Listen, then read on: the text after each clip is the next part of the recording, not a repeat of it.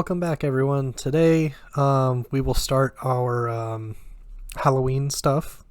I know it's a couple weeks early into September, but I just didn't have anything that could do like a two-parter story. But I do have this book from Stephen King called Everything's Eventual, which has several different short stories put into one. So that is perfect for things like this, where I just need to fill some space. So we're going to go ahead and get into it. We're going to read the back of the book, and then I'm going to read the introduction. And depending on time, depends on whether or not I go ahead and start the new story or not, because the introduction is very long. So let's do this. Compelling, brilliantly creepy. USA Today. Internationally best-selling author Stephen King is in terrifying top form with his first collection of short stories in almost a decade. In this spine-chilling compilation, King takes readers down a road less traveled, for good reason. In the blockbuster ebook, Riding the Bullet, bad table service turns bloody when you stop in for lunch at the Gotham Cafe, and terror becomes deja vu all over again when you get that feeling you can only say what it is in French. Along with 11 more stories that will keep you awake until daybreak, enter a nightmarish mindscape of unrelenting horror and shocking revelations that could only come from the imagination of the greatest storyteller of our time. Well-crafted, nuanced stories, The Washington Post. Stephen King is the author of more than 50 books, all of them worldwide bestsellers. Among his most recent are Dreamcatcher, Hearts in Atlantis, The Girl Who Loved Tom Gordon, Bag of Bones, the screenplay Storm of the Century, and The Green Mile. His acclaimed nonfiction book, On Writing, was also a bestseller. He lives in Bangor, Maine, with his wife, novelist Tabitha King. Now this, that might be all old information, due to how old this book is. Let me see if I can find a copyright.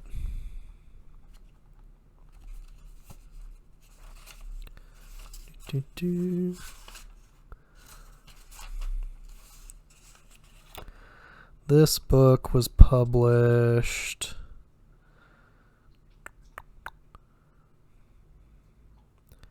in 2003. Originally published in 2002. This is for Shane Leonard. Contents. What I did was take all of the spades out of a deck of cards plus a joker. Ace to king equals 1 through 13. Joker equals 14. I shuffled the cards and dealt them.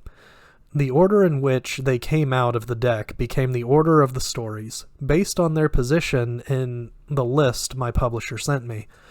And it actually created a very nice balance between the literary stories and the all-out screamers.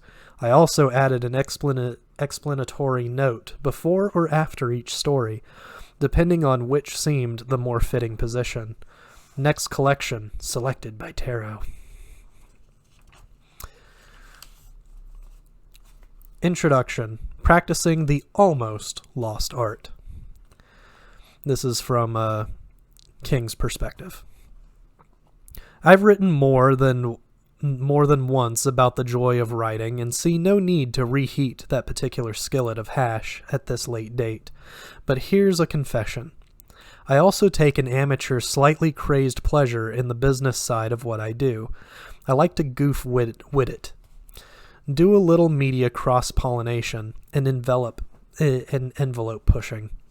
I've tried doing visual novels, Storm of the Century, Red Rose, serial novels, The Green Mile, and serial novels on the internet, The Plant. It's not about making more money or even precisely about creating new markets. It's about trying to see the act, art and craft of writing in different ways, thereby refreshing the process and keeping the result artifacts, the stories, in other words, as bright as possible. I started to write, keeping the stories new in the line above, then deleted the phrase in the interest of honesty. I mean, come on here, ladies and gentlemen. Whom can I possibly kid at this late date except maybe myself? I sold my first story when I was 21 and a junior in college. I'm now 54 and have run a lot of language through the 2.2 pound organic computer word processor.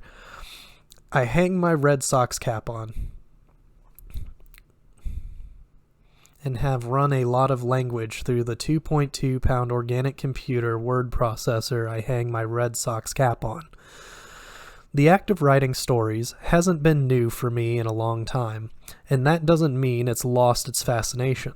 If I don't find ways of keeping it fresh and interesting, though, it'll get old and tired in a hurry. I don't want that to happen, because I don't want to cheat the people who read my stuff. That would be you, dear constant reader. And I don't want to cheat myself either. We're in it together, after all. This is a date we're on. We should have fun. We should dance. So, keeping that in mind, here's yet another story.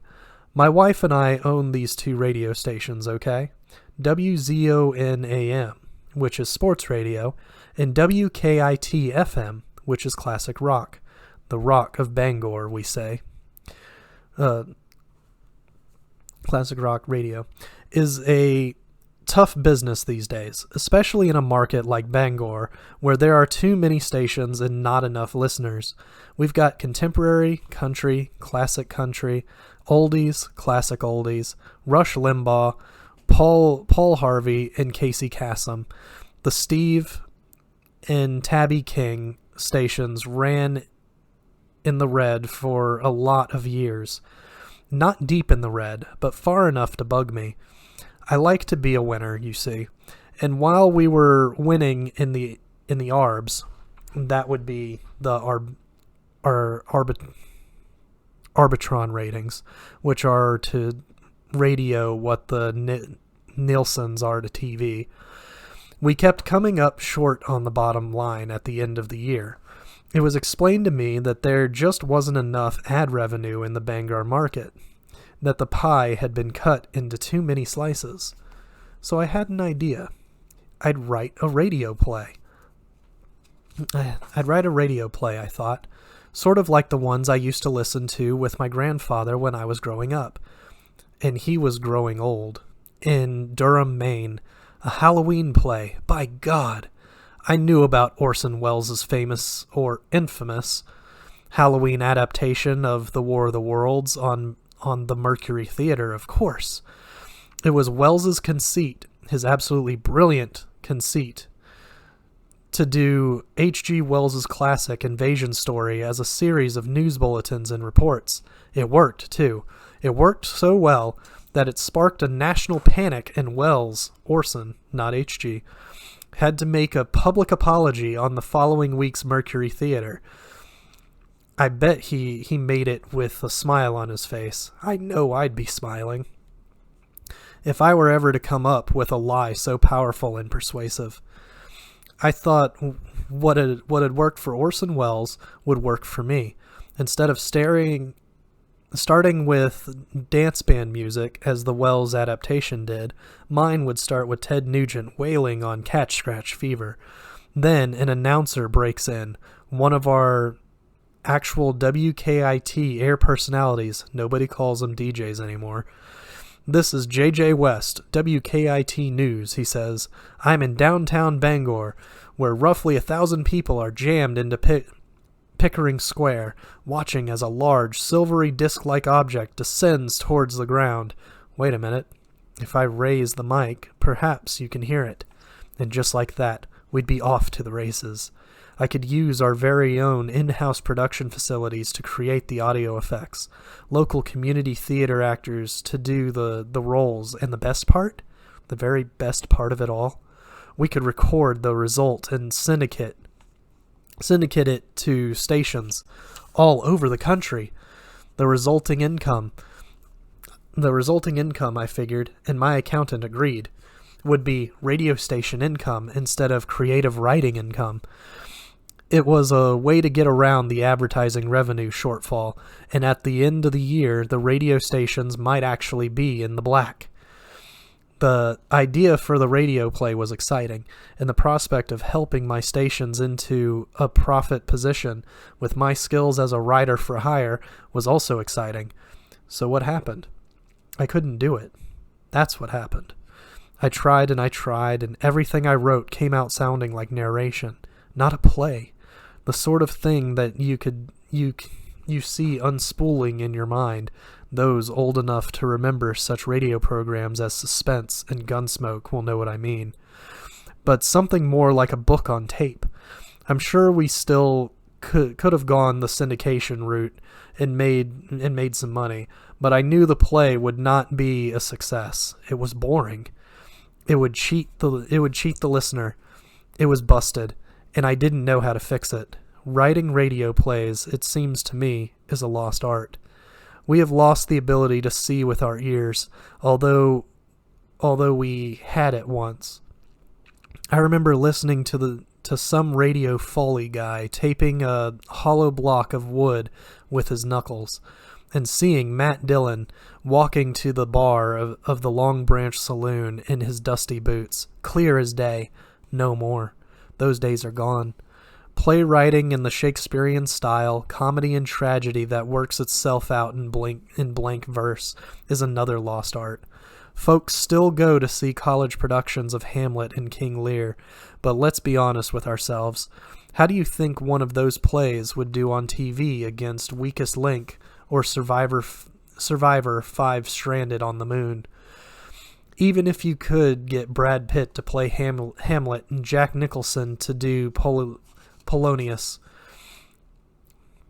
And although folks still go to such Elizabethan extravaganzas as King Lear or Macbeth, the enjoyment of an art form is light years from the ability to create a new example of that art form. Every now and then, someone tries mounting a black verse production either on Broadway or off it. They inevitably fail. Poetry is not a lost art. Poetry is better than ever. Of course, you've got the usual gang of idiots, as the Mad magazine staff writers used to call themselves, hiding in the thickets. Folks who have gotten petitioned and genius all confused. Pretension and genius all confused. But there are also many brilliant practitioners of the art out there. Check the literary magazines at your local bookstore, if you don't believe me. For every 6 crappy poems you read, you'll actually find 1 or 2 good ones, and that, believe me, is a very acceptable ratio of trash to treasure. The short story is also not a lost art, but I would argue it is a good deal closer than poetry to the lip of the drop into extinction's pit. When I sold my first short story in the delightfully antique year of 1968, I was already bemoaning the steady attrition of markets. The pulps were gone, the digests were going, the weeklies, such as the Saturday Evening Post, were dying. In the years since, I have seen the markets for short stories continue to shrink.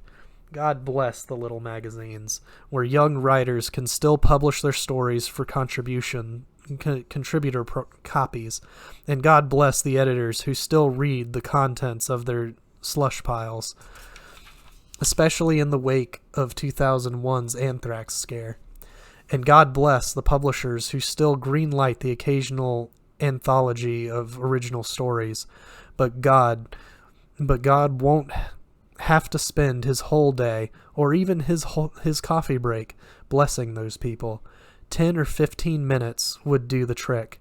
Their number is small, and every year there are 1 or 2 fewer. Story Magazine, a lodestar for young writers, including myself, although I never actually published there, is now gone. Amazing Stories is gone, despite repeated efforts to revive it. Interesting science fiction magazines such as Vertex are gone. And, of course, the horror mags like Creepy and Eerie, those wonderful periodicals, are long gone. Every now and then, someone will try to revive one of these magazines. As I write this, Weird Tales is staggering through such a revival. Mostly they fail. It's like those plays in blank verse, the ones that open and then close in what seems to be no more than the wink of an eye. When it's gone, you can't bring it back. What's lost has a way of staying lost. I've continued to write short stories over the years, partly because the ideas still come from time to time, beautifully compressed ideas that cry out for 3,000 words, maybe 9,000, 15,000 at the very most, and partly because it's the way I affirm, at least to myself, the fact that I haven't sold out, no matter what the more unkind critics may think. Short stories are still piecework, the equivalent of those one-of-a-kind items you can buy in an artisan shop. If, that is, you are willing to be patient and wait while it's made by hand in the back room. But there's no reason for stories to be marketed by the same old just like father did it methods, simply because the stories themselves are created that way. Nor is there any reason to assume, as so many stogies in the critical press seem to have done, that the way in which a piece of fiction is sold must in some way contaminate or cheapen the product itself. I'm speaking here of Writing the Bullet, which has surely been my oddest experience of selling my wares in the marketplace, in a story which illustrates the main points I'm trying to make. That what's lost cannot be easily retrieved, that once things go past a certain point, extinction is probably inevitable, but that a fresh perspective on one aspect of creative writing, the commercial aspect, can sometimes refresh the whole. Bullet was composed after on-writing, and while I was still recuperating from an accident which left me in a state of nearly constant physical misery, writing took me away from the worst of that pain. It was, and continues to be, the best painkiller in my limited arsenal. The story I wanted to tell was simplicity itself, little more than a campfire ghost story, really. It was the hitchhiker who got picked up by a dead man. While I was writing away at my story in the unreal world of my imagination, a .com bubble was growing in the equally unreal world of e-commerce. One aspect of this was the so-called electronic book, which, according to some, would spell the end of books as we'd always known them, objects of glue and binding, pages you turned by hand, and which sometimes fell out if the glue was weak or the binding old. In early 2000, there was great interest in an essay by Arthur C. Clarke, which had been published only in cyberspace. It was extremely short, though, like Kissing Your Sister, it was what I thought when I first read it. My story, when it was done, was quite long. Susan Moldo, my editor at Scribbler, as an X-Files fan, I call her Agent Moldo. You work it out. Called one day, prompted by Ralph Vicinanza, and asked if I had anything I'd like to try in the electronic marketplace. I sent her Bullet, and the three of us, Susan, Scribner, and I, made a little bit of publishing history. Several 100,000 people downloaded the story, and I ended up making an embarrassing amount of money. Except that's a fucking lie. I wasn't embarrassed a bit. Even the audio rights went for over $100,000, a comically huge piece. Am I bragging here? Boasting my narrow white boy ass off? In a way I am. But I'm also here to tell you that Writing the Bullet made me absolutely crazy.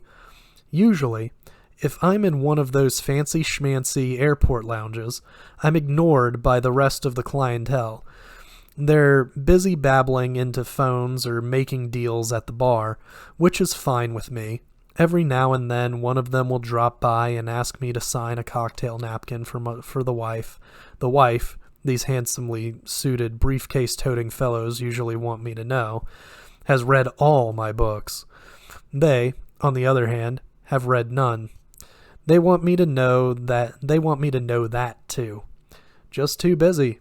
Read The 7 Habits of Highly Successful People. Read Who Moved My Cheese. Read The Prayer of Jabez. And that's pretty much it.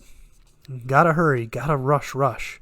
I got a heart attack due in about 4 years, and I want to be sure that I'm there to meet it with my 401k all in order when it shows up.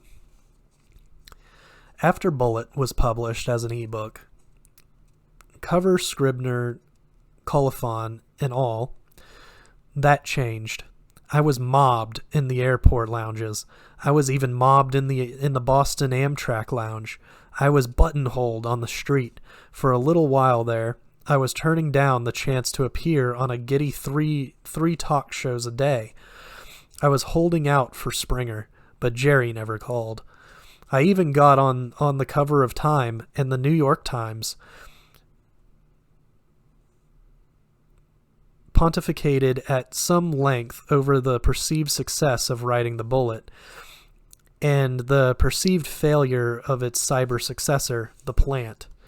Dear God, I was on the front page of the Wall Street Journal. I had inadvertently become a mogul. And what was driving me crazy? What made it all seem so pointless? Why, that nobody cared about the story. Hell, nobody even asked about the story. And do you know what? It's a pretty good story, if I do say so myself.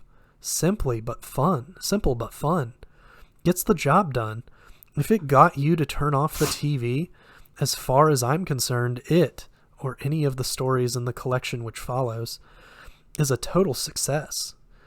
But in the wake of Bullet, all the guys in ties wanted to know was, how's it doing? How's it selling? How do you tell them I didn't give a flying fuck how it was doing in the marketplace? That what I cared about was how it was doing in the reader's heart. Was it succeeding there? Failing? Getting through to the nerve endings?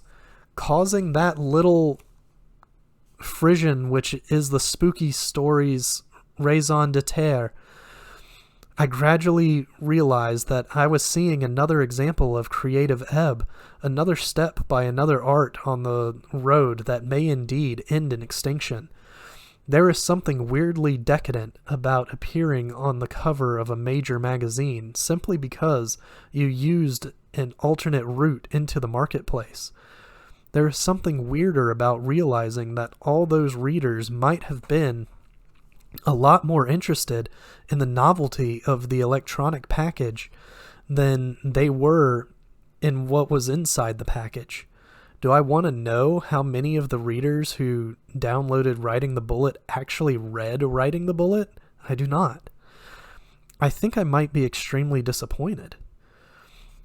E-publishing may or may not be the wave of the future. About that, I care not a fiddler's fart, believe me. For me, going that route was simply another way of trying to keep myself fully involved in the process of writing stories, and then getting them to as many people as possible. This book will probably end up on the bestseller list for a while.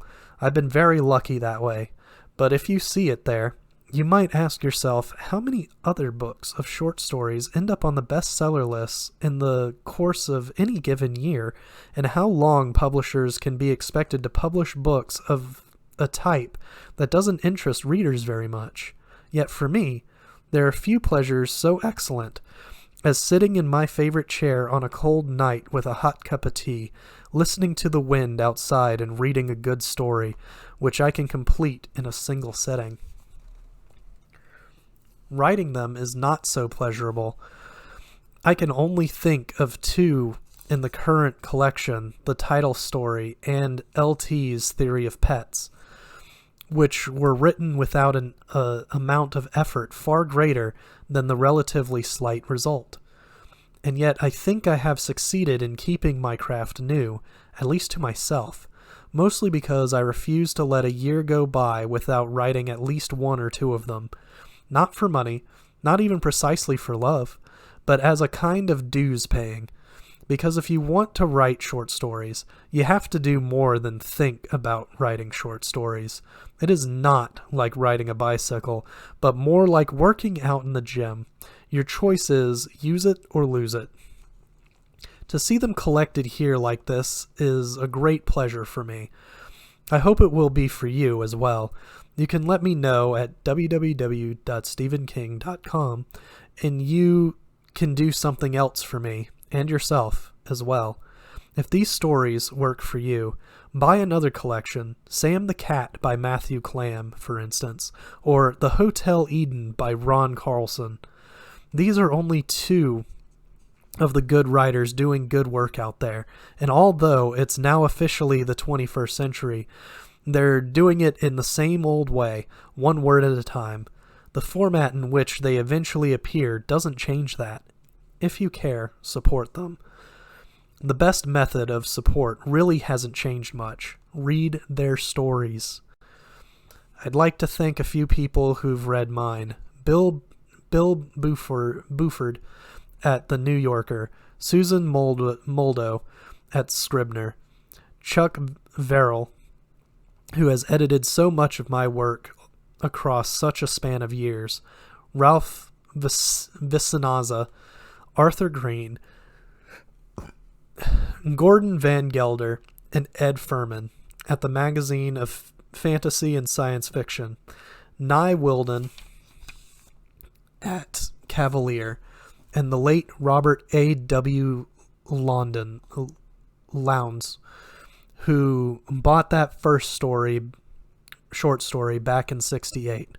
Also, most important, my wife, Tabitha, who remains my favorite constant reader. These are all people who have worked and are still working to keep the short story from becoming a lost art. So am I. And by what you buy and thus choose to subsidize, and by what you read, so are you. You most of all, constant reader. Always you. Stephen King, Bangor, Maine, December 11th, 2001. And that's just the introduction. So now we're going to open into the actual first short story, Autopsy Room 4. I don't know exactly how much I'm going to read because there isn't a chapter or anything in it. It's just 34 pages long. But I do want to read some of it today and see how far we can get. So just give me a second.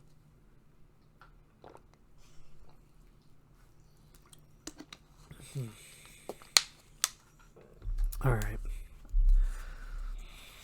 Autopsy Room 4. It's so dark that for a while, just how long I don't know, I think I'm still unconscious.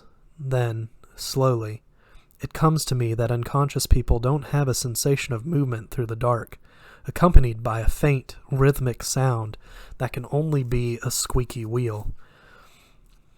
And I can feel contact from the top of my head to the balls of my heels. I can smell something that might be rubber or vinyl. This is not unconsciousness, and there is something too rational about these sensations for it to be a dream. Then what is it? Who am I? And what's happening to me? The squeaky wheel quits its stupid rhythm, and I stop moving. There is a crackle around me from the rubber-smelling stuff. A voice. Which one did they say? A pause. Second voice. 4, I think. Yeah, 4. We start to move again, but more slowly. I can hear the faint scuff of feet now, probably in soft-soled shoes, maybe sneakers. The owners of the voices are the owners of the shoes. They stop me again. There's a thump followed by a faint whoosh. It is, I think, the sound of a door with a pneumatic hinge being opened. What's going on here? I yell, but the yell is only in my head. My lips don't move. I can feel them, and my tongue, lying on the floor of my mouth like a stunned mole, but I can't move them. The thing I'm on starts rolling again. A moving bed? Yes. A gurney, in other words. I've had some experience with them a long time ago. In Lyndon Johnson's shitty little Asian adventure. It comes to me that I'm in a hospital, that something bad has happened to me. Something like the explosion that almost neutered me 23 years before, and that I'm going to be operated on. There are a lot of answers in that idea, sensible ones, for the most part, but I don't hurt anywhere. Except for the minor matter of being scared out of my wits, I feel fine. And if these are orderlies wheeling me into an operating room, why can't I see? Why can't I talk? A third voice. Over here, boys. My rolling bed is pushed in a new direction, and the question drumming in my head is, what kind of a mess have I gotten myself into? Doesn't that depend on who you are? I asked myself. But that's one thing, at least. I find I do know. I'm Howard Cottrell. I'm a stockbroker known to some of my colleagues as Howard the Conqueror. Second voice from just above my head. You're looking very pretty today, Doc. Fourth voice, female and cool. It's always nice to be validated by you, Rusty. Could you hurry up a little? The babysitter expects me back by 7. She's committed to dinner with her parents. Back by 7. It's still the afternoon, maybe, or early evening. But black in here. Black as your hat. Black as a woodchuck's asshole. Black as midnight in Persia. And what's going on? Where have I been? What have I been doing? Why haven't I been manning the phones? Because it's Saturday, a voice from far down murmurs. You were... A sound. Walk. A sound I love. A sound I more or less live for. The sound of what? The head of a golf club, of course. Hitting a ball off the tee. I stand watching it fly off into the blue. I'm grabbed shoulders and calves and lifted. It startles me terribly, and I try to scream. No sound comes out. Or perhaps one does. A tiny squeak. Much tinier than the one produced by the wheel below me. Probably not even that. Probably it's just my imagination. I'm swung through the air in an envelope of blackness. Hey, don't drop me! I've got a bad back, I try to say. And again, there's no movement of the lips or teeth. My tongue goes on lying on the floor of my mouth. The mole maybe not just stunned but dead. And now I have a terrible thought. One which spikes fright a degree closer to panic. What if they put me down the wrong way and my tongue slides backwards and blocks my windpipe? I won't be able to breathe. That's what people mean when they say someone swallowed his tongue, isn't it? Second voice, Rusty. You'll like this one, Doc. He looks like Michael Bolton. Female Doc. Who's that? Third Doc. A third voice. Sounds like a young man, not much more than a teenager. He's this white lounge singer who wants to be black. I don't think it's that this is him. There's laughter at that, the female voice joining in a little doubtfully, and as I am set down on what feels like a padded table, Rusty starts some new crack. He's got a whole stand-up routine, it seems. I lose this bit of hilarity in a burst of sudden horror. I won't be able to breathe if my tongue blocks my windpipe. That's the thought which has just gone through my mind. But what if I'm not breathing now? What if I'm dead? What if this is what death is like? It fits. It fits everything with a horrid prophylactic snugness. The dark, The rubbery smell. Nowadays I am Howard the Conqueror, stockbroker extraordinaire, terror of Derry Municipal Country Club, frequent habitué of what is known at golf courses all over the world as the 19th hole, but in 71 I was part of a medical assistance team in the Mekong Delta, a scared kid who sometimes woke up wet-eyed from dreams of the family dog, and all at once I know this feel, this smell. Dear God, I'm in a bunny bag. First voice. Want to sign this, Doc? Remember to bear down hard. It's three copies. Sound of a pen scraping away on paper. I imagine the owner of the first voice holding out a clipboard to the woman doctor. Oh, dear Jesus, let me not be dead. I try to scream and nothing comes out. I'm breathing, though, aren't I? I mean, I can't feel myself doing it, but my lungs seem okay. They're not throbbing or yelling for air the way they do when you've swum too far underwater, so I must be okay, right? Except if you're dead, the deep voice murmurs. They wouldn't be crying out for air, would they? No, because dead lungs don't need to breathe. Dead lungs can just kind of take it easy. Rusty. What are you doing next Saturday night, Doc? But if I'm dead, how can I feel? How can I smell the bag I'm in? How can I hear these voices? The doc now saying that next Saturday night she's going to be shampooing her dog, which is named Rusty. What a coincidence. And all of them laughing? If I'm dead, why aren't I either gone or in the white light they're always talking about on Oprah? There's a harsh, ripping sound, and all at once I am in white light.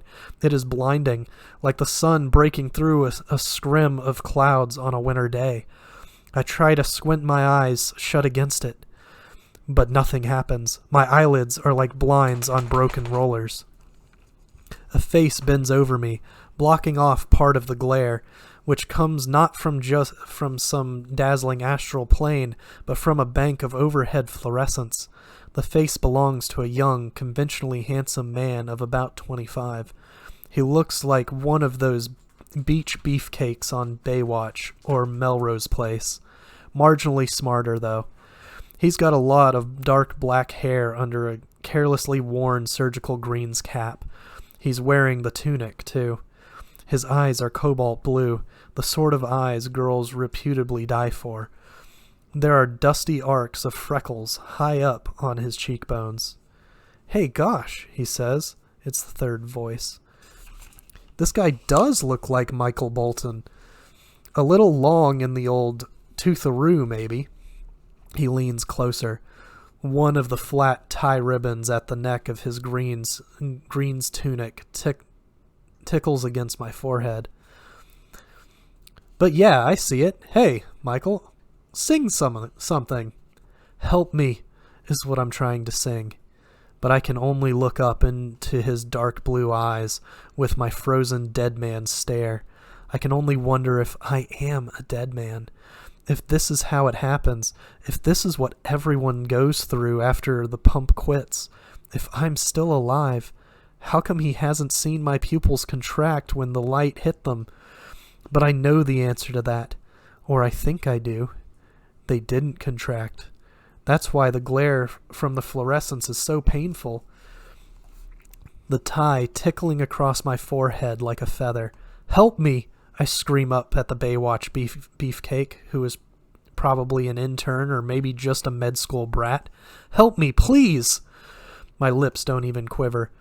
The face moves back. The tie stops tickling, and all that white light streams through my helpless to look away eyes and into my brain. It's a hellish feeling. A kind of rape. I'll go blind if I have to stare into that for long, I think. And blindness will be a relief. Whack! The sound of the driver hitting the ball, but a little flat this time, and the feeling in the hands is bad. The ball's up, but veering off, veering toward... Shit. I'm in the rough. Now another face bends into my field of vision, a white tunic instead of a green one below it. A great, untidy mop of orange hair above it. Distress sale IQ is my first impression. It can only be Rusty. He's wearing a big, dumb grin that I think of as a high school grin. The grin of a kid who should have a tattoo reading, "Born to snap bra straps," on one wasted bicep. "Michael," Rusty exclaims. "Geez, you're looking good. This is an honor. Sing for us, big boy. Sing your dead ass off." From somewhere behind me comes the doc's voice, cool, no longer even pretending to be amused by these antics. "Quit it, Rusty." Then in a slightly new direction. "What's the story, Mike?"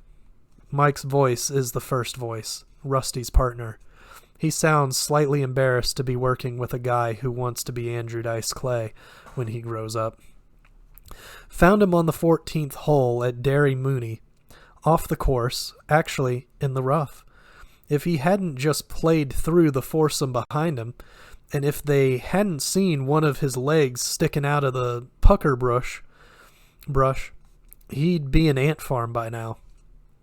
I hear that sound in my head again. Whack! Only this time it is followed by another, far less pleasant sound, the rustle of underbrush as I sweep it with the head of my driver. It would have to be 14, where there is reputedly poison ivy, and Rusty is peering down at me, stupid and avid. It's not death that interests him. It's my resemblance to Michael Bolton. Oh yes, I know about it. Have not been above using it with certain female clients. Otherwise, it gets old in a hurry. And in these circumstances, God. "Attending physician?" the lady doc asks. "Was it Casalane?" "No," Mike says. And for just a moment, he looks down at me. Older than Rusty by at least 10 years. Black hair with flecks of gray in it. Spectacles. How come none of these people can see that I am not dead? "There was a doc in the foursome that found him, actually. That's his signature on page 1, see?" Riffle of paper, then, "Christ, Jennings, I know him. He gave Noah his physical after the Ark grounded on Mount Ararat."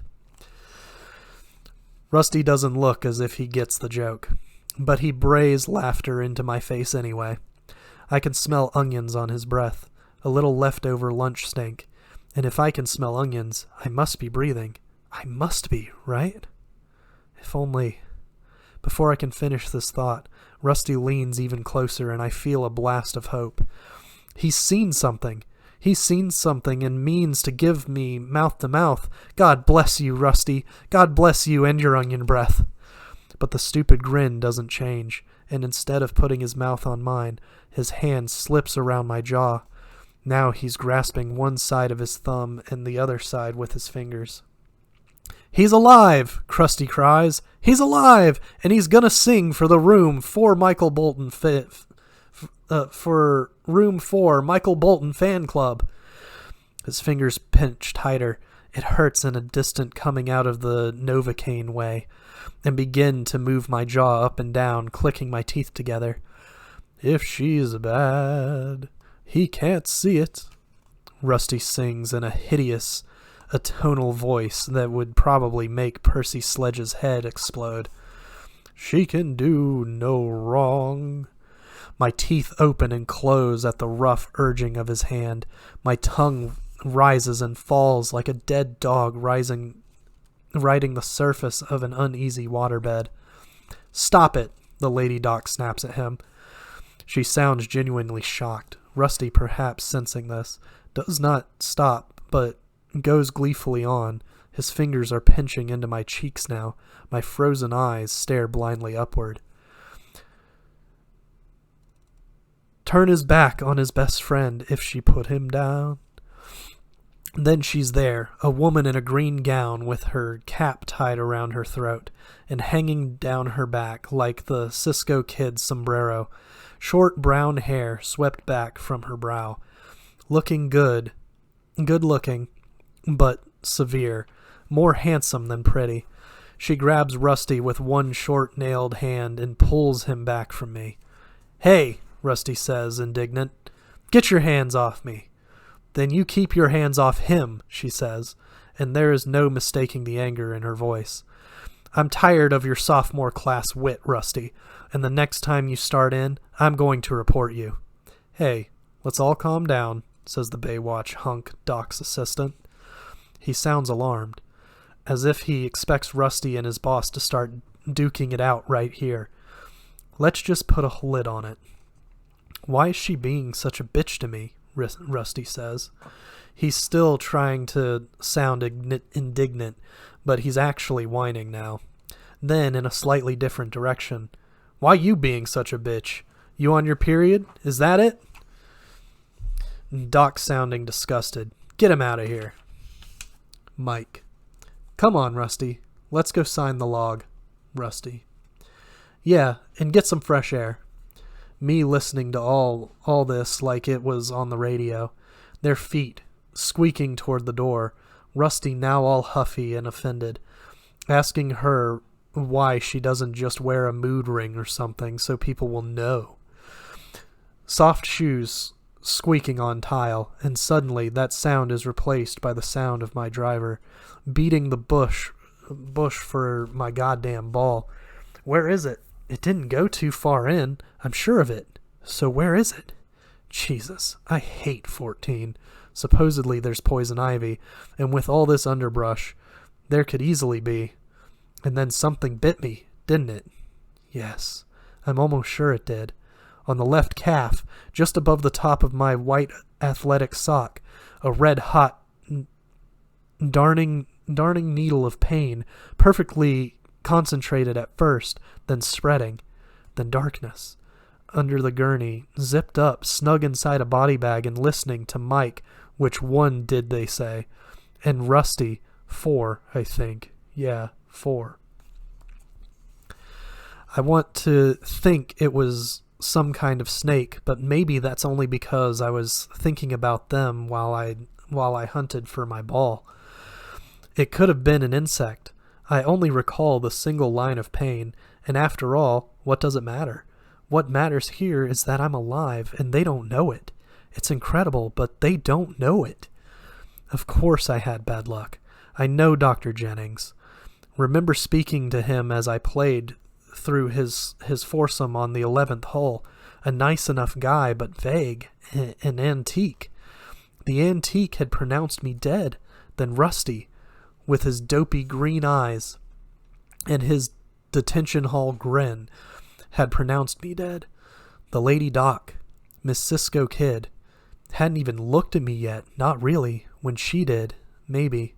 I hate that jerk, she says when the door is closed. Now it's just the 3 of us.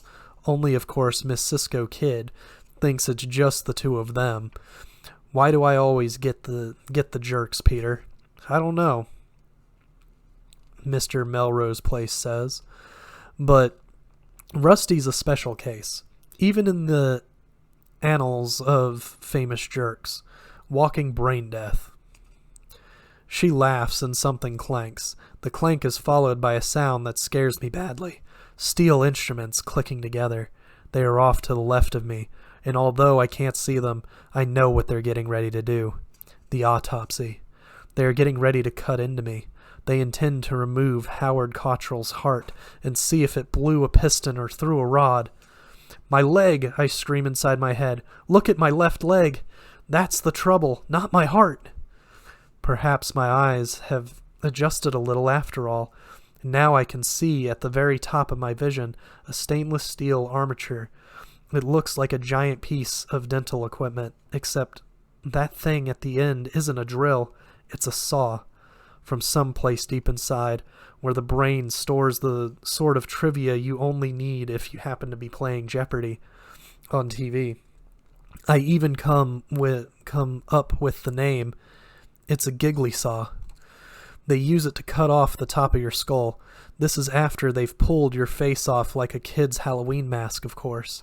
Hair and all. Then they take out your brain. Clink, clink, clink. A pause. Then a clank. So loud I'd jump if I were capable of jumping. Do you want to do the pericardial cut? She asks. Pete cautious. Do you want me to? Dr. Sisko sounding pleasant, sounding like someone who is conferring a favor and a responsibility. Yes, I think so. All right, he says. You'll assist? Your trusty co-pilot, she says and laughs. She punctuates her laughter with a snick-snick sound. It's the sound of scissors cutting the air. Now panic beats and flutters inside my skull like a flock of starlings locked in an attic. The Nam was a long time ago, but I saw half a dozen field autopsies there. What the doctors used to call tent show postmortems. And I know what Sisko and Poncho mean to do. The scissors have long, sharp blades, very sharp blades, and fat-fingered holes. Still, you have to be strong to use them. The lower blade slides into the gut like butter, then snip, up through the bundle of nerves at the solar plexus and into the beef jerky weave of muscle and tendon above it, then into the sternum. When the blades come together this time, they do so with a heavy crunch as the bone parts of the rib cage pops apart like a couple of barrels which have been lashed together with twine. Then on up with those scissors that look like nothing so much as the poultry shear supermarket butchers use. Snip, crunch, snip, crunch, snip, crunch, splitting bone and shearing muscle, freeing the lungs, heading for the trachea, turning Howard the Conqueror into a Thanksgiving dinner no one will eat. A thin, nagging whine. This does sound like a dentist drill. Pete, can I? Dr. Sisko actually sounding a bit maternal. No, these. Snick, snick, demonstrating for him. They can't do this, I think. They can't cut me up. I can feel. Why? He asks. Because that's the way I want it, she says, sounding a lot less maternal. When you're on your own, Petey boy, you can do what you want. But in Katie Arlen's autopsy room, you start off with the pericardial shears. Autopsy room. There. It's out. I want to be all over Goosebumps. But of course, nothing happens. My flesh remains smooth. Remember, Dr. Arlen says, but now she's actually lecturing, any fool can learn how to use a milking machine, but the hands-on procedure is always best. There is something vaguely suggestive in her tone. Okay, he says. They're going to do it. I have to make some kind of noise or movement, or they're really going to do it. If blood flows or jets up from the first punch of the scissors, they'll know something's wrong. But by then, it will be too late. Very likely. That first snip crunch will have happened, and my ribs will be laying against my upper arms, my heart pulsing frantically away under the fluorescence in its bloody glossy I concentrate everything on my chest. I push, or try to, and something happens. A sound. I make a sound. It's mostly inside my closed mouth, but I can also hear and feel it in my nose, a low hum. Concentrating, summoning every bit of effort, I do it again, and this time the sound is a little stronger, leaking out of my nostrils like cigarette smoke. It makes me think of an old Alfred Hitchcock TV program I saw a long time ago, where Joseph Cotton was paralyzed in a car crash and was finally able to let them know he was still alive by crying a single tear. And if nothing else, that minuscule mosquito whine of a sound has proved to myself that I'm alive, that I'm not just a spirit lingering inside the clay effigy of my own dead body. Focusing all my concentration, I can feel breath slipping through my nose and down my throat, replacing the breath I have now expended. And then I send it out again, working harder than I ever worked summers for the Lane Construction Company when I was a teenager, working harder than I have ever worked in my life, because now I'm working for my life, and they must hear me. Dear Jesus, they must. You want some music? The woman doctor asks. I've got Marty Stewart, Tony Bennett. He makes a despairing sound. I barely hear it, and take no immediate meaning from what she's saying, which is probably a mercy. All right, she says, laughing. I've also got the Rolling Stones. You? Me. I'm not quite as square as I look, Peter. I didn't mean, he sounds flustered. Listen to me, I scream inside my head as my frozen eyes stare up into the icy white light. Stop chattering like magpies and listen to me. I can feel more air trickling down my throat, and the idea occurs that whatever has happened to me may be starting to wear off, but it's only a faint blip on the screen of my thoughts. Maybe it is wearing off, but very soon, now recovery will cease to be an option for me. All my energy is bent toward making them hear me, and this time they will hear me. I know it. Stones, then, she says. Unless you want me to run out and get a Michael Bolton CD in honor of our first pericardial. Please, no, he cries, and they both laugh. The sound starts to come out, and it is louder this time. Not as loud as I'd hoped, but loud enough. Surely loud enough. They'll hear. They must. Then, just as I begin to force the sound out of my nose like some rapidly solidifying liquid, the room is filled with a blare of fuzz-tone guitar and Mick Jagger's voice bashing off the walls. Ah, no, it's only rock and roll, but I like it. Turn it down, Dr. Sisko yells, comically overshouting, and amid these noises, my own nasal sound, a desperate little humming through my nostrils, is no more audible than a whisper in a foundry. And that's where we're going to leave off today. And we will see you guys next week with the rest of Autopsy Room 4.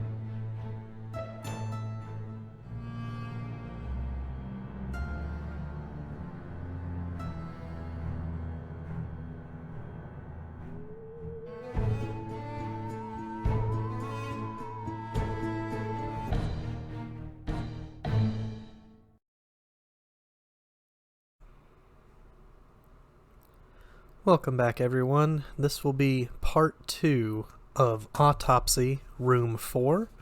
And we will actually finish this short story today, and we will read the Afterword. Let's see.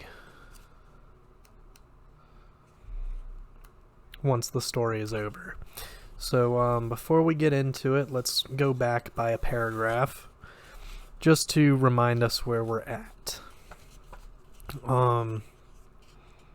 Let's see, the radio had started, and our character had found out that he could make a noise in order to try and warn these people that he was not dead, that he was still very much alive and could feel everything. And here we go.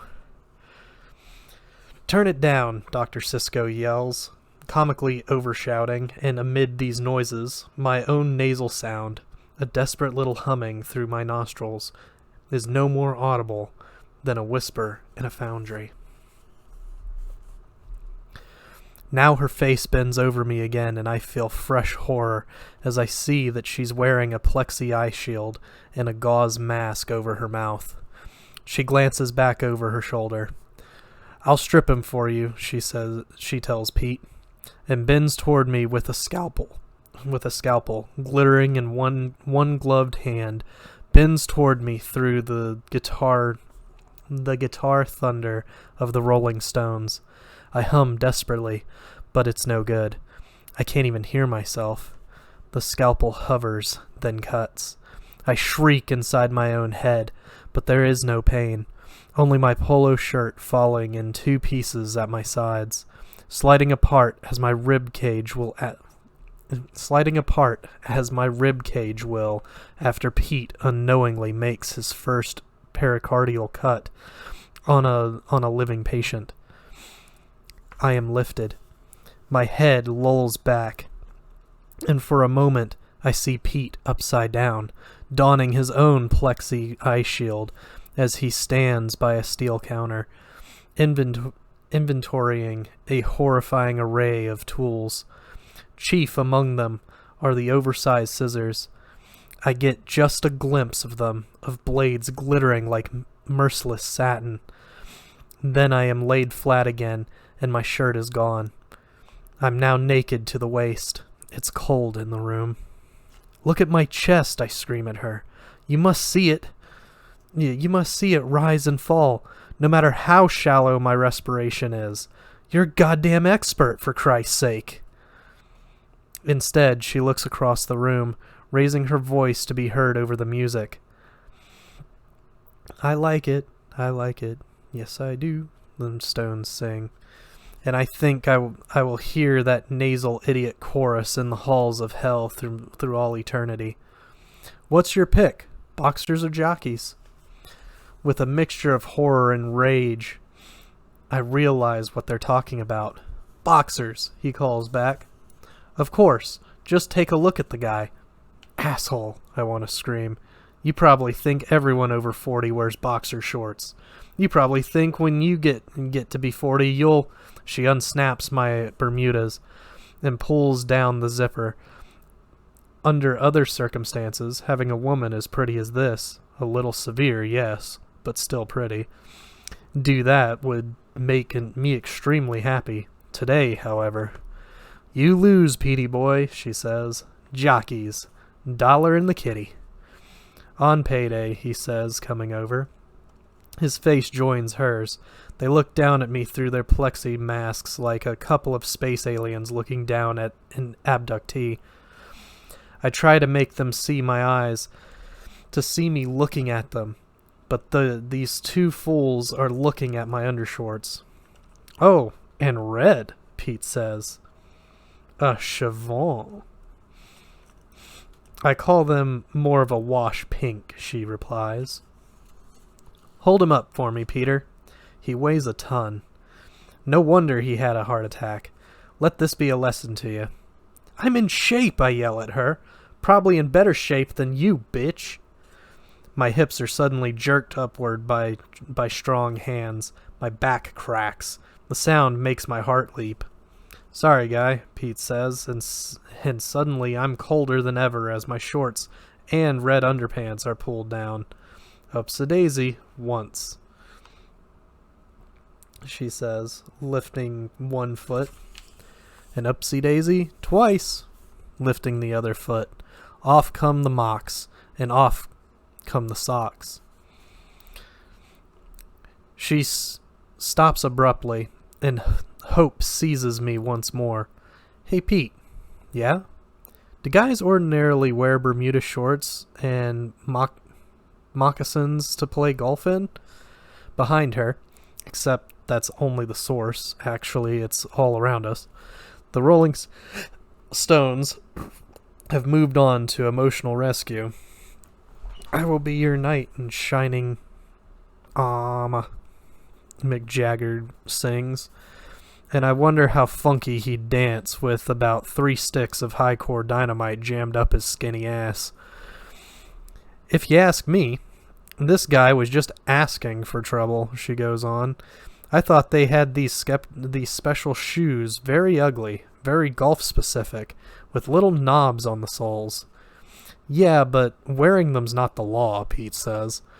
He holds his gloved hand out over my upturned face, slides them together, and bends the fingers back. As the knuckles crack, talcum powder sprinkles down like fine snow. At least not yet. Not like bowling shoes. They catch you bowling without a pair of bowling shoes, they can send you to state prison. Is that so? Yes. Do you want to handle temp and gross examination? No, I shriek. No, he's a kid. What are you doing? He looks at her as if the same thought had crossed his own mind. That's, not strictly legal, is it, Katie? I mean... She looks around as he speaks, giving the room a burlesque examination, and I'm starting to get a vibe that could be very bad news for me. Severe or not, I think that Cisco, alias Dr. Katie Arlen, has got the hots for Petey, with the dark blue eyes. Dear Christ, they have hauled me paralyzed off the golf course and into an episode of General Hospital. This week's subplot titled, Love Blooms in Autopsy Room 4. Gee, she says in a hoarse little stage whisper. I don't see anyone around here but you and me. The tape. Not rolling yet, she said. And once it is, I'm right at your elbow every step of the way. As far as anyone will ever know, anyway. And mostly, I will be. I just want to put away those charts and slides. And if you really feel uncomfortable... Yes, I scream up at him out of my unmoving face. Feel uncomfortable. Very uncomfortable. Too uncomfortable. But he's 24 at most, and what's he going to say to this pretty severe woman who's standing inside his space, invading it in a way that can really only mean one thing? No, Mommy, I'm scared. Besides, he wants it. I can see the wanting through the plexi eye shield bopping around in there like a bunch of overage punk rockers pogoing to the Stones. Hey, as long as you'll cover for me. Sure, she says. Gotta get your feet wet sometime, Peter. And if you really need me to, I'll roll back the tape. He looks startled. You can do that? She smiles. We have many cigarettes in Autopsy Room 4, Mynheer. I bet you do, he says, smiling back, then reaches past my frozen field of vision. When his hand comes back, it's wrapped around a microphone which hangs down from the ceiling on a black cord. The mic looks like a steel teardrop. Seeing it there makes this horror real in a way. Seeing it there makes this horror real in a way it wasn't before. Surely they won't really cut me up, will they? Pete is no veteran, but he has had training. Surely he'll see the marks of whatever bit me while I was looking for my ball in the rough. And then they'll at least suspect. They'll have to suspect. Yet I keep seeing the scissors with their heartless satin shine, jumped up poultry shears, and I keep wondering if I will still be alive when he takes my heart out of my chest cavity and holds it up, dripping, in front of my locked gaze for a moment before turning to plop it into the weighing pan. I could be, it seems to me. I really could be. Don't they say the brain can remain conscious for up to 3 minutes after the heart stops? Ready, Doctor? Pete says. And now he sounds almost formal. Somewhere, tape is rolling. The autopsy procedure has begun. Let's flip this pancake, she says cheerfully, and I am turned over just that efficiently. My right arm goes flying out to one side and then falls back against the side of the table, banging down with the raised metal lip, digging into the bicep. It hurts a lot. The pain is just short of excruciating, but I don't mind. I pray for the lip to bite through my skin, pray to bleed. Something bona fide corpses don't do. Whoops-a-daisy, Dr. Arlen says. She lifts my arm up and plops it back down at my side. Now it's my nose I'm most aware of. It's smashed against the table, and my lungs for the first time send out a distress message, a cottony, deprived feeling. My mouth is closed, my nose partially crushed shut. Just how much I can't tell. I can't even feel myself breathing. Not really. What if I suffocate like this? Then something happens which takes my mind completely off my nose. A huge object. It feels like a glass baseball bat is rammed rudely up my rectum. Once more I try to scream and can produce only the faint, wretched humming. Temp in, Peter says. I've put on the timer. Good idea, she says, moving away, giving him room, letting him test drive this baby, letting him test drive me. The music is turned down slightly. Subject is a white Caucasian, age 44, Pete says, speaking for the mic now, speaking for posterity. His name is Howard Rudolph Cottrell. Residence is 1566 Laurel Crest Lane, here in Derry. Dr. Arlen at some distance. Mary Mead. A pause. Then Pete again, sounding just a tiny bit flustered. Dr. Arlen informs me that the subject actually lives in Mary Mead, which split off from Derry Inn. Enough with the history lesson, Pete. Dear God, what have they stuck up my ass? Some sort of cattle thermometer? If it was a little longer, I think I could taste the bulb at the end. And they didn't exactly go crazy with the lubricant. But then, why would they? I'm dead, after all. Dead. Sorry, Doctor, Pete says. He fumbles mentally for his place and eventually finds it. This information is from the ambulance form, originally taken from a Maine state driver's license.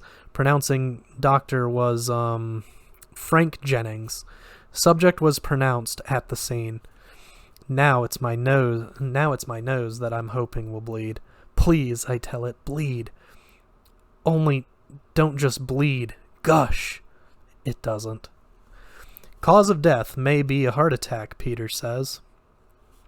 A light hand brushes down my naked back to the crack of my ass.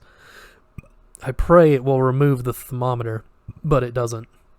Spine appears to be intact. No attractable phenomena. Attractable phenomena? What the fuck do they think I am, a bug light? He lifts my head and the pads of his fingers on my cheekbones, and I hum desperately, knowing that he can't possibly hear me over Keith Richards' screaming guitar, but hoping he may feel the sound vibrating in my nasal passages. He doesn't. Instead, he turns my head from side to side. No neck injury apparent, no rigor, he says, and I hope he will just let my head go, let my face smack down onto the table. That'll make my nose bleed, unless I really am dead. But he lowers it gently, considerately, mashing the tip again, and once more making suffocation seem a distinct possibility. No wounds visible on the back or buttocks, he says, although there's an old scar on the upper right thigh that looks like some sort of wound. Shrapnel, perhaps. It's an ugly one.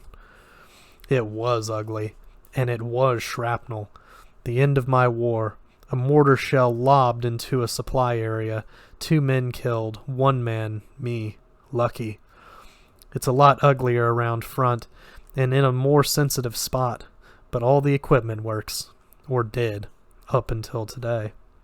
A quarter of an inch to the left, and they could have fixed me up with a hand pump and a CO2 cartridge for those intimate moments. He finally plucked the thermometer out. Oh dear God, the relief. And on the wall I could see his shadow holding it up. 94.2, he says. Gee, that ain't too shabby. This guy could almost be alive, Katie. Dr. Arlen. Remember where they found him, she said from across the room. The record they were listening to was between selections, and for a moment I could hear her lecturely tones clearly. Golf course? Summer afternoon? If you'd gotten a reading of 98.6, I would not be surprised. Right, he said, sounding chastened. Then, is all this going to sound funny on the tape? Translation, will I sound stupid on the tape? It'll sound like a teaching situation, she said, which is what it is. Okay, good, great. His rubber-tipped fingers spread my buttocks, then let them go and trail down the backs of my thighs. I would tense now if I were capable of tensing. Left leg, I said to him. Left leg, Petey boy, left calf, see it? He must see it, he must, because I can feel it, throbbing like a bee sting, or maybe a shot given by a clumsy nurse, or one who infuses the injection into a muscle instead of hitting the vein. Subject is a really good example of what a really bad idea it is to play golf in shorts, he says, and I find myself wishing he had been born blind. Hell, maybe he was born blind. He's sure acting it. I'm seeing all kinds of bug bites, chigger bites, scratches. Mike said they found him in the rough, Arlen calls over.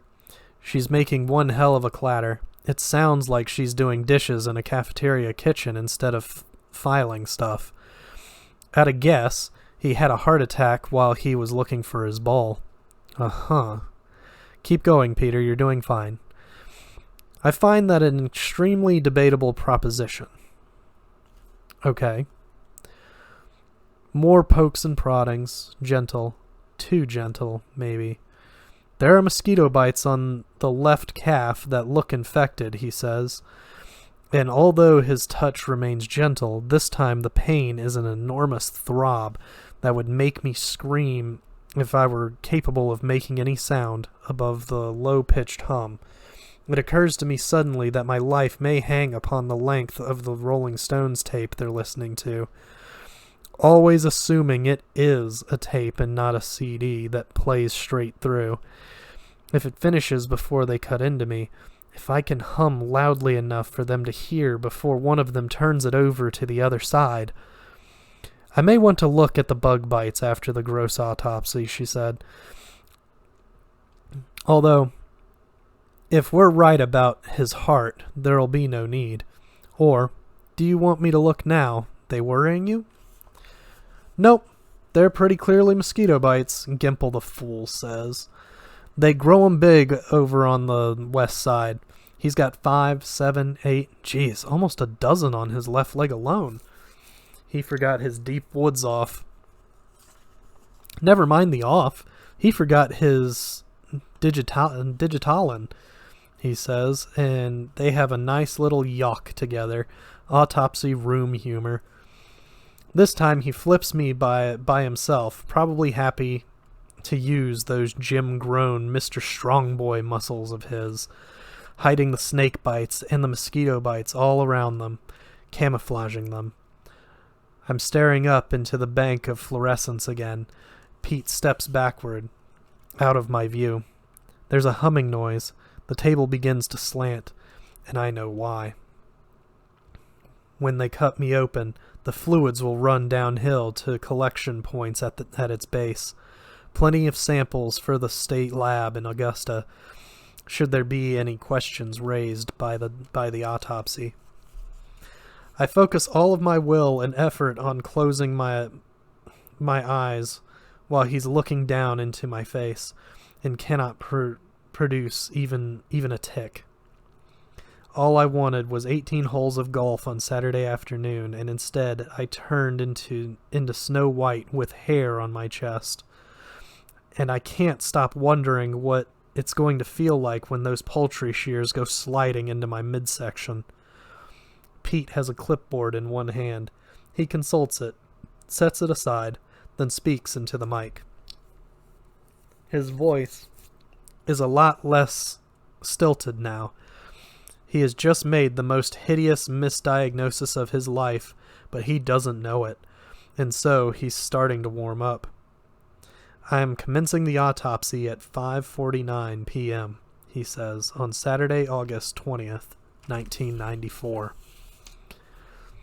He lifts my lips, looks at my teeth like a man thinking about buying a horse, then pulls my jaw down.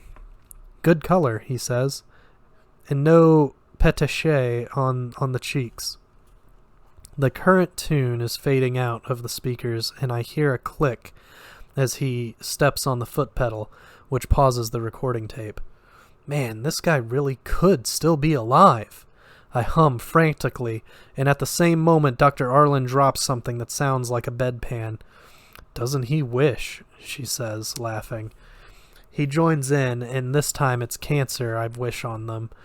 Some kind that is inoperable and lasts a long time.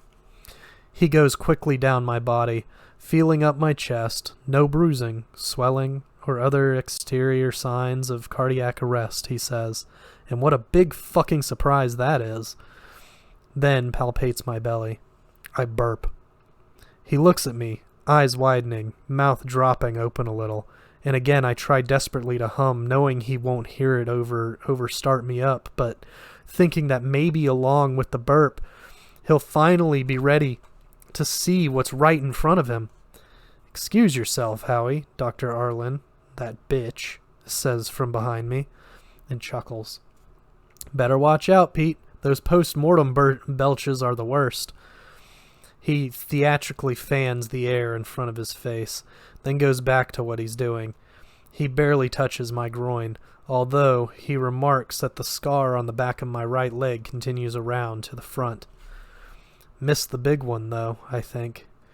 Maybe because it's a little bigger than you're looking. No big deal, my little Baywatch buddy. But you also missed the fact that I'm still alive, and that is a big deal. He goes on chanting into the microphone, sounding more and more at ease, sounding, in fact, a little like Jack Klugman on Quincy M.E. And I know his partner over there behind me, the Pollyanna of the medical community, isn't thinking she'll have to roll the tape back over this part of the exam, other than missing the fact that his first pericardial is still alive and kid's doing a great job. At last, he says, I think I'm ready to go on, doctor. He sounds tentative, though. She comes over, looks briefly down at me, then squeezes Pete's shoulder. Okay, she says. On a window show.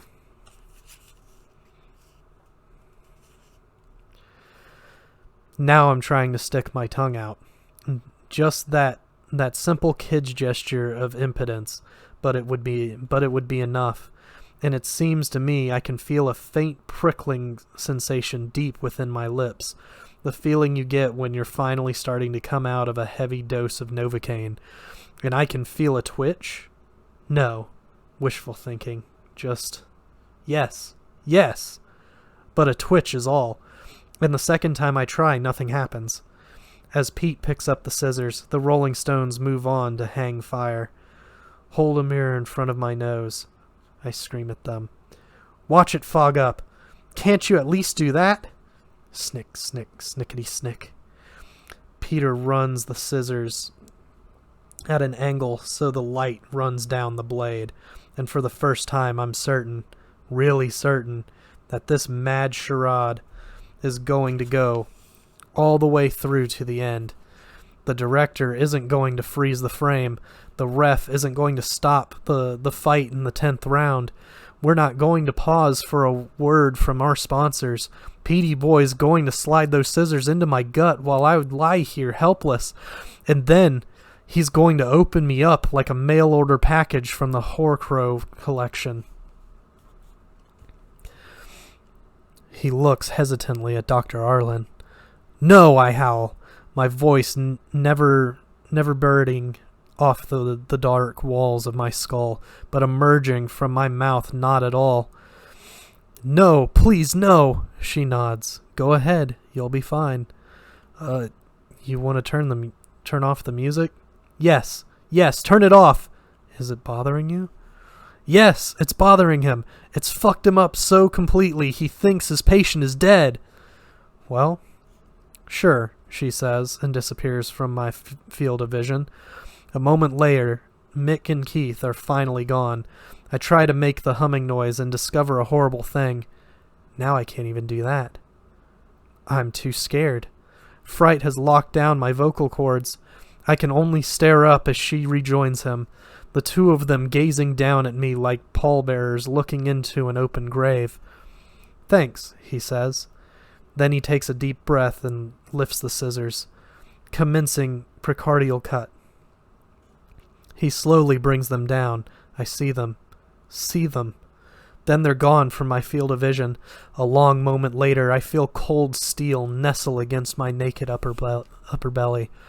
He looks doubtfully at the doctor. Are you sure you don't? Do you want to make this your field or not, Peter? She asks him with some asperity. You know I do, but then cut.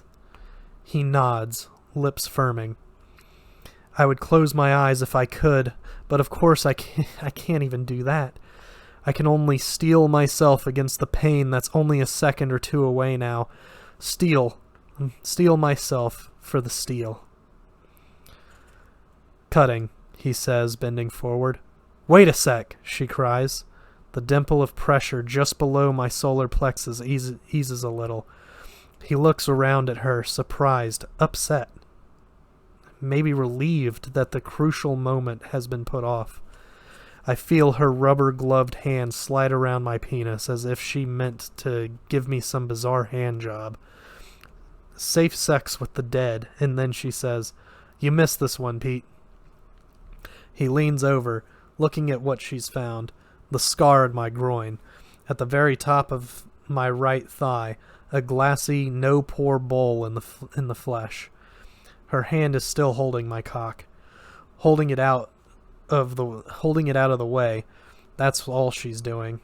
As far as she's concerned, she might as well be holding up a sofa cushion to someone else, so someone else can see the treasure she's found beneath it. Coins, a lost wallet, maybe the catnip mouse you haven't been able to find, but something is happening. Dear wheelchair Jesus on a chariot-driven crutch, something is happening. And look, she says, her finger strokes a light, tickly line down the side of my right testicle. Look at these hairline scars. His testes must have swollen up to damn near the size of grapefruits. Lucky he didn't lose one or both. You bet your you-knows, she says, and laughs that mildly suggestive laugh again. Her gloved hand loosens, moves, then pushes down firmly, trying to clear the viewing area. She is doing by accident what you might pay $25 or $30 to have done on purpose. Under other circumstances, of course. This is a war wound, I think. Hand me that magnifier, Pete. But shouldn't I, in a few seconds, she says. He's not going anywhere. She's totally absorbed by what she's found. Her hand is still on me, still pressing down. And what was happening feels like it's still happening. But maybe I'm wrong. I must be wrong. Or he would see it. She would feel it. She bends down, and now I can see only her green-clad back, with the ties of her cap trailing down it like odd pigtails. Now, oh my, I can feel her breath on me down there. Notice the outward radiation, she says. It was a blast wound of some sort, probably 10 years ago at least. We could check his military rec. The door bursts open.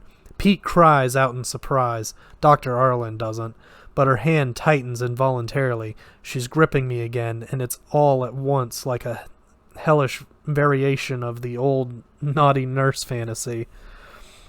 "Don't cut him up," someone screams, and his voice is so high and wavery with fright that I barely recognize Rusty.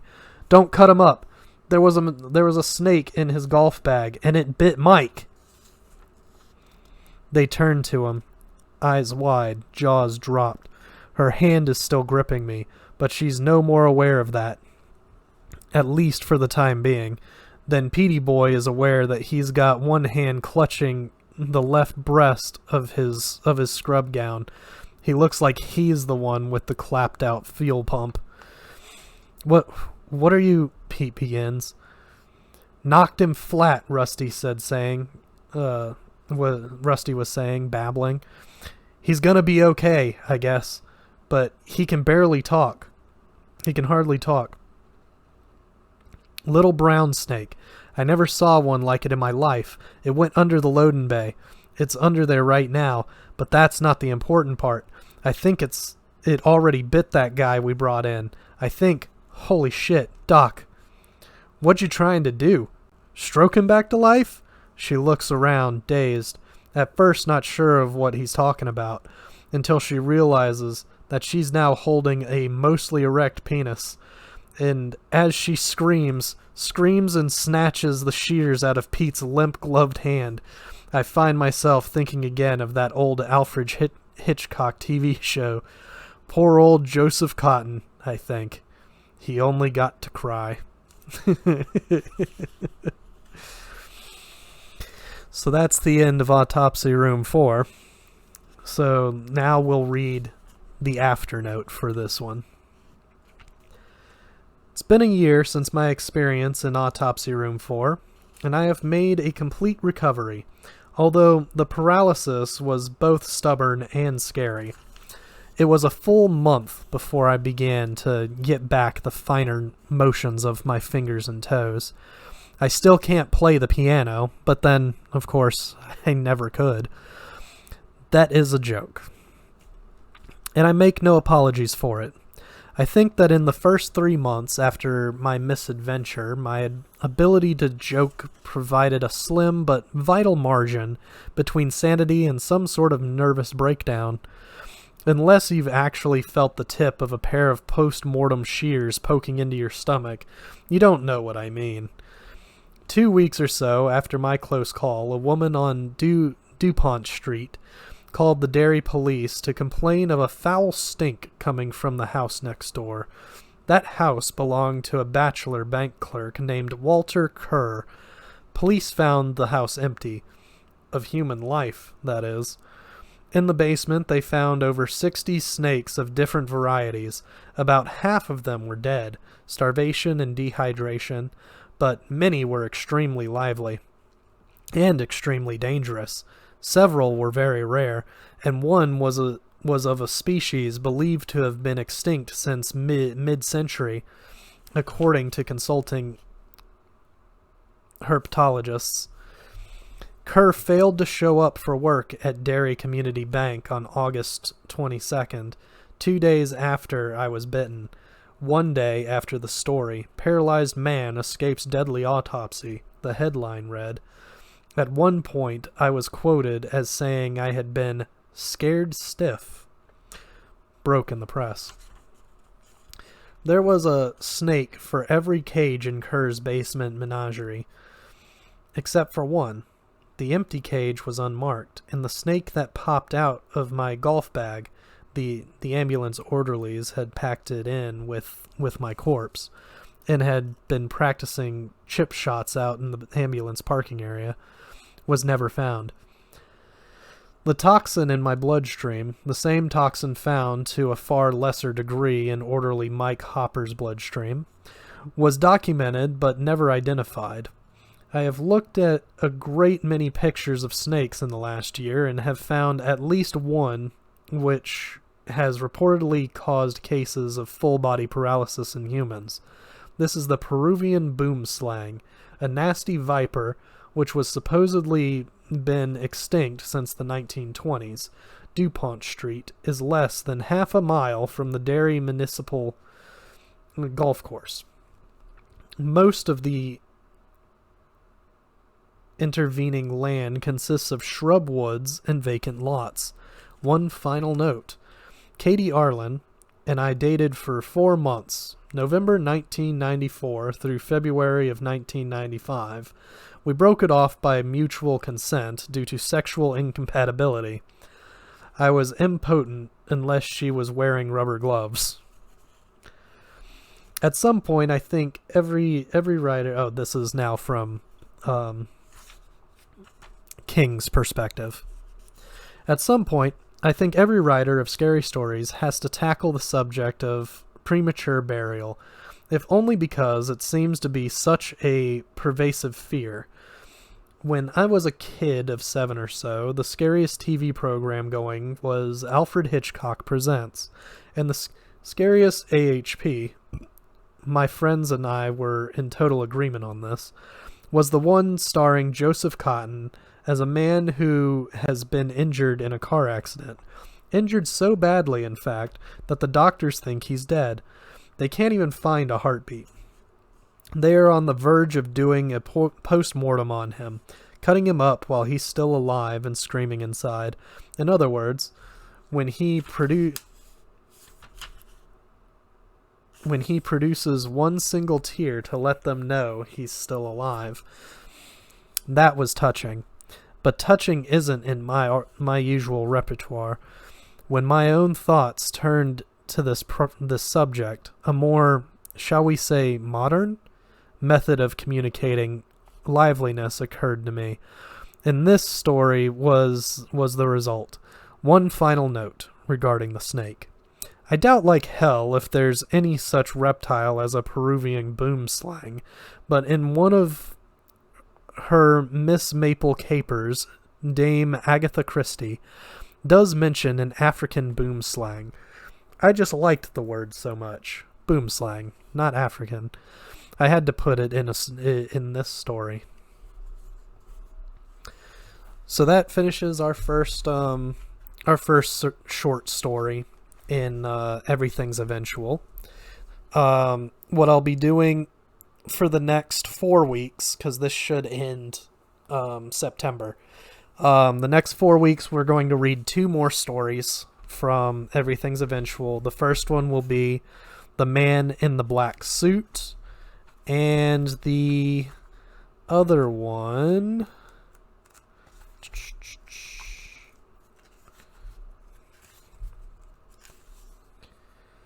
will be called In the Death Room. So both of those will also be in their own 2-part sections. And that's just what we're doing for October. After that, we'll be reading The Great Gatsby, and if my math is correct, we'll actually be finishing that one with the year. So we'll be going into 2023 with a new book. So, hope you guys are enjoying this. We'll be using these short stories from Everything's Eventual for all the way through 2025. So, I hope you guys enjoy it as we go on this journey.